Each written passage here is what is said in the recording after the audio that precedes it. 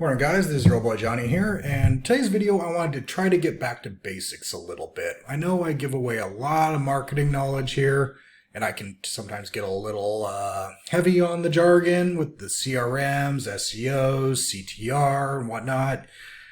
But I wanted to try and roll things back a little bit and talk to you about how marketing is used and why. So you know you need more calls, you need more clients to keep your pipeline full so that you're able to grow your business. You do that by making your business super easy to find. If people have to search for you, they're not going to call you. You know this, and you are well aware of this because you use Google too to find services yourself. And whenever you do so, you generally start at the top and work your way down the list. Everyone does it. It's a thing called list bias. And it's just a quirk of the human brain. Every time we see a rank ordered list, we assume the top result is the best result. And as we go down the list, we're just getting crappier and crappier results. So you want to be at the top of the search results. That's where all the clicks are at. That's where all of your clients are hanging out. So getting there is how you grow your business. Now, there's also a little more nuance there. You want to be at the top of the search results, but you want to be at the top search results for A, the right search term, and B, the right geographical area.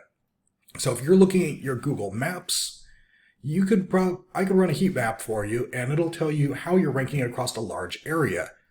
And if your target audience is, say you're a commercial roofer and you want more commercial roofing gigs, I would target the area around the commercial side of the town where all the commercial buildings are at. That's where you should target your ads because that's where your clients are at. This is what I'm talking about. And if you want to improve your organic ranking in that area, there's methods we could utilize to influence your Google My Business, let's just say, so that your ranking will improve in that particular area where your clients are at. Next, you want to target the right search terms. Using the same analogy, we're probably going to go with commercial roofers in X city, commercial roofers near me. These all correlate with searches that have a massive search volume behind them. A lot of people are typing these. When you do keyword research, it'll tell you what keywords are being utilized by your competitors, how they're being utilized, and what keywords have the best search volume behind them. So it's in your best interest to do a little research, find out what your clients are searching for so that you can rank for those terms. And that's where SEO comes in. We do that by first developing your website, because that's going to be the hub of all of your online activity. So you need to have something to send the ads to send your social media to. Everything comes together in the website. So you really need a website for the nexus of all of your online marketing activity. But beyond that, you want the website to have two things.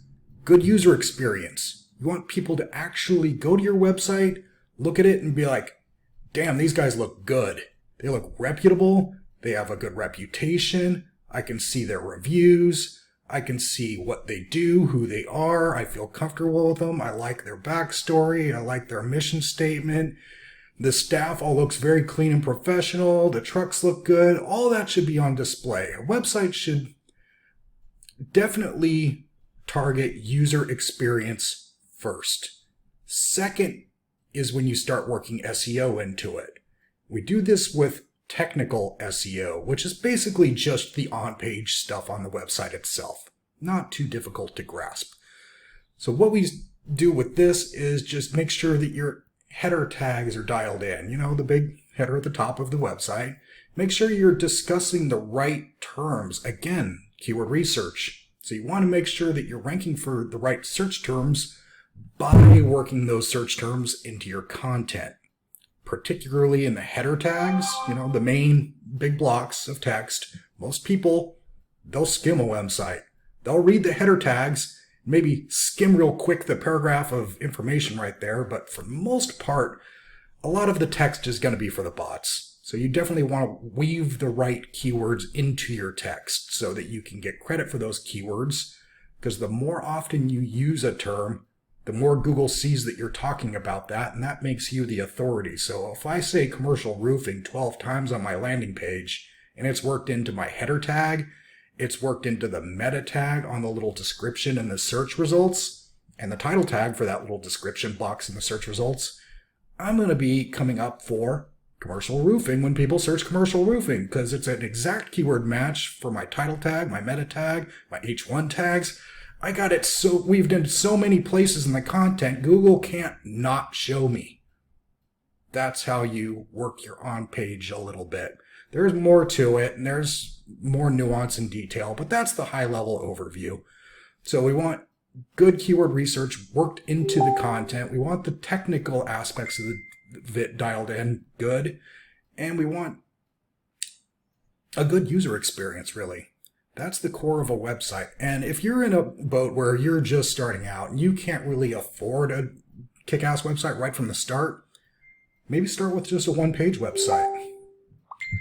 A landing page contains more information than most of the website. Generally, a landing page is going to have about 1,200 words of content, and it's going to, well, let me back up a little bit. A good website's like a speech. You're going to tell them what you're going to tell them, and then tell them what you told them.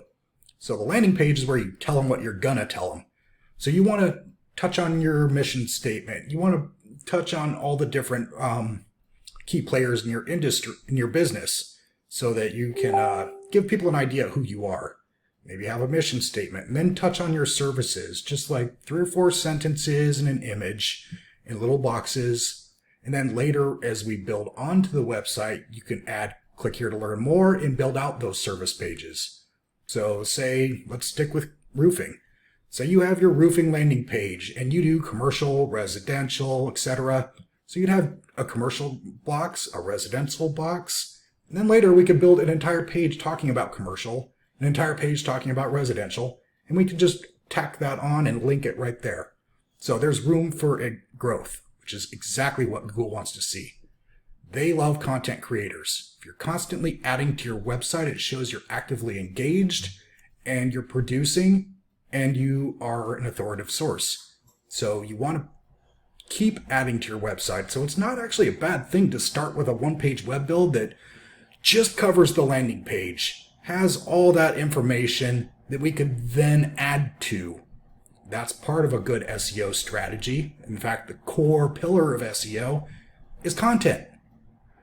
So starting with a small website and then continuing to add content as you go, building out the About Us page, building out the service pages, building out the location pages, then building out a blog and going into detail about some of the weird esoteric details that the average person isn't going to understand. If you start talking about corrugated roofing versus asphalt shingles, most people aren't going to understand the difference. So by hyperlinking that to a nice little blog article covering the pros and cons of this versus that, whatever, that'll cover that. And then you have 3 layers deep. You got a home page branched to a service page, branched to blogs. Tell them what you're going to tell them, tell them what you told them. That's how that's done. So I think that's about it for today's video. I gave you the basic ideas of SEO and how we attack that digitally through the use of a website as your core nexus.